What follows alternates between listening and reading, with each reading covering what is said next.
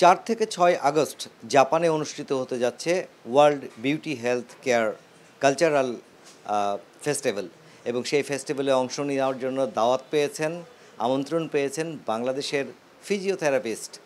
তাকে হয়তো অনেকেই চেনেন, যিনি সম্প্রতি শেষ হয়ে যাওয়া প্রবাসী ফুটবলারদের হেলথ কেয়ার করেছিলেন, যিনি তাদের ফিটনেস রিকভার করে দিয়েছিলেন, সেই ফিজিওথেরাপিস্ট সাইমন। সাইমন রয়েছেন আমার সঙ্গে। সাইমনের কাছে জানতে চাইবো, সাইমন, এই প্রোগ্রামটা আসলে কি? আসসালামু আলাইকুম।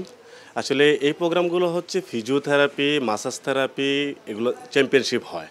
তো ইতিমধ্যে আমি লাস্ট যে দুইটা চ্যাম্পিয়নশিপ থাইল্যান্ড মালয়েশিয়াতে অংশগ্রহণ করেছি, সেটা ছিল ফিজিওথেরাপি এবং মাসাজ থেরাপি একটা চ্যাম্পিয়নশিপ ছিল।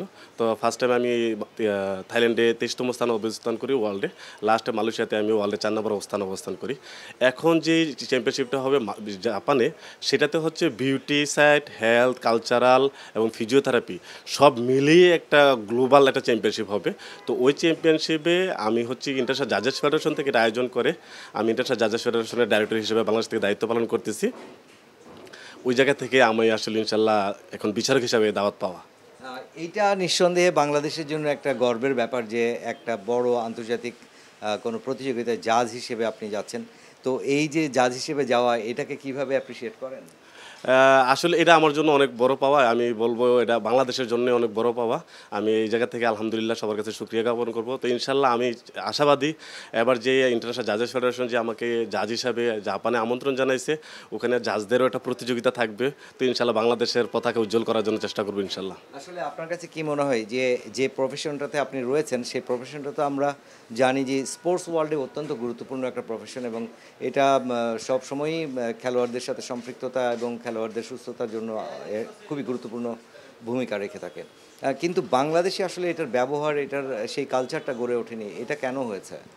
এই জায়গায় যদি বলি আমি, তাহলে বলবো যে ফিজিওথেরাপিটা এখনও প্রপারলি রেডি হয়ে উঠতে পারে নাই। ফিজিওথেরাপির পরের ধাপই হচ্ছে কিন্তু মাসাজ থেরাপি। তো মাসাজ থেরাপিটা এখন কিন্তু অনেক ক্লাব ভিত্তিকভাবে তৈরি হয়ে গেছে। আমি কিন্তু 2017 সালে কিন্তু স্পোর্টসের সাথে কাজ করতেছি। আপনি হয়তোবা নিজেও জেনে থাকেন যে লাস্ট আমি নেক্সট গ্লোবাল স্টার যেটা বাফুফের আয়োজন করেছিল, ওখানে আমি ফিজিও হিসেবে ছিলাম। আমি সাধারণত স্পোর্টস মাসাজটা নিয়ে কাজ করি। তো স্পোর্টস মাসাজটা সাধারণত মাসাল স্টিফ হয়ে যাওয়া, যে প্রবলেমগুলো ফেস করে একটা প্লেয়ার, সেই ক্ষেত্রে আমাদের আসলে মাসাজ থেরাপি যারা আছে, স্পোর্টস মাসাজের ক্ষেত্রে অনেক বেশি গ্রহণযোগ্যতা আছে। তবে তাদের স্পোর্টস প্লেয়ারদের সাথে আমাদের কাজটা। কিন্তু আসলে বাংলাদেশে এটার কালচারটা গড়ে উঠছে না কেন? এই জায়গায় কি করণীয় আছে? বাংলাদেশে এই কালচারটা যদি আমি কথা বলি, তাহলে বলবো যে আমাদেরকে আসলে একটা সময় আমাদেরকে স্পার সাথে তুলনা করা হতো। স্পা হচ্ছে একটা আলাদা জিনিস, এটা একটা বিউটি সেক্টর, আর মাসাজ থেরাপি আলাদা একটা জিনিস। তো আমি বলবো মাসাজ থেরাপিটাকে যদি এভাবে প্রচার, যে একটা ব্যাপারটা, এটা কিন্তু প্রচার কখনো হয় না। আমি প্রথম মনে হয় যে মিডিয়ার সামনে মাসাজ থেরাপি নিয়ে বা স্পোর্টস মাসাজ নিয়ে কথা বলতেছি। এর আগে বাংলাদেশে আমি দেখিনি কাউকে এটা নিয়ে কথা বলতে। অনেকেই কাজ করতেছে, কিন্তু অনেক, প্রত্যেকটা ক্লাবে ক্লাবে কিন্তু মাসাজ থেরাপিস্ট আছে, স্পোর্টস মাসাজ নিয়ে কাজ করতেছে, কিন্তু তারা মিডিয়ার সামনে আসতে লজ্জা পাইতেছে। কারণ হচ্ছে কি, পরিচয়ের একটা জায়গা নাই। কিন্তু রিসেন্টলি ইনশাল্লাহ আলহামদুলিল্লাহ এখন দেখতেছি যে সবাই স্পোর্টস মাসাজ যারা কাজ করতেছে, তারা সবাই আমার সাথে যোগাযোগ করতেছে, এবং আমাদের একটা কিন্তু অ্যাসোসিয়েশন আলহামদুলিল্লাহ রেডি হয়েছে। তো আশা করতেছি খুব শীঘ্রই আমরা অ্যাটলিস্ট স্পোর্টস মাসাজ নিয়ে যারা মাসাজ থেরাপিস্ট আছে, তারা আমরা মিডিয়ার সামনে চলে আসতে পারবো সবাই। তার মানে বাংলাদেশে নিঃসন্দেহে একটা নতুন রেভলিউশন, একটা নতুন বিপ্লব ঘটতে যাবে মাসাজ থেরাপি নিয়ে বাংলাদেশের স্পোর্টসে। সেই রকম কি ভাবছেন আপনি? ইনশাল্লাহ আমরা 2026 সালের শেষে হয়তো বা 27 সালের শুরুতে আমরা বাংলাদেশে স্পোর্টস মাসাজ থেরাপি নিয়ে আমরা চ্যাম্পিয়নশিপ করব।